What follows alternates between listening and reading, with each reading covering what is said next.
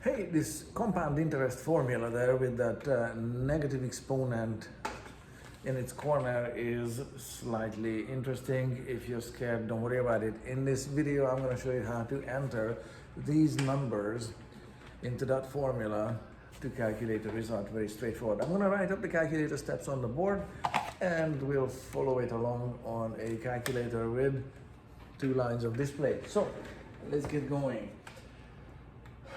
A equals, it's written this way, 1331. So enter in your calculator 1331. This is the coefficient A, just on the left side of the bracket. What you do for bracket is, okay, so that's 1331. So far so good. Now, the formula. So what you need is open bracket, which is this one here, open bracket. So far we're matching that formula there on the board. 1 plus R, 1 just stays there, the plus button, and then R is 10% here.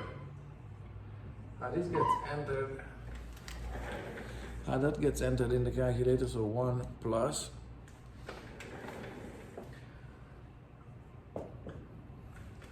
hello, you need to convert it to a decimal, okay? So that 10% gets entered as a decimal number, without which it's not going to work. Of course, and I close the bracket, of course, you can just enter 1.1 on your own when you look at the numbers. Well, the formula has the 1 in it, and that 10% there, it just makes 1.1. Just enter it that way.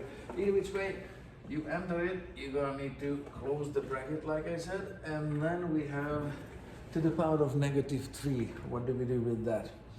That needs this button here that I just call the XY button, but it's actually a YX button. This one here, yeah, very definitely. And it makes that symbol on the screen. So that's the XY button, but it's a YX button, and you're gonna have to enter -3 now for exponent. -3 gets entered using this plus minus button here. It's not the same as plus minus, no, it's one button, plus minus 3. So I'm gonna put that one on, then plus minus button, and then 3. And then we're just gonna press equal and see what we get out of this. So press equal, and $1,000 is correct. That's what we started with a 3 years compounding interest of this bond. It equals $1,000. Maybe put a $sign in front of it on your final answer when you're filling it out on a worksheet or on a test. So that's how this is done. Fairly straightforward, yes?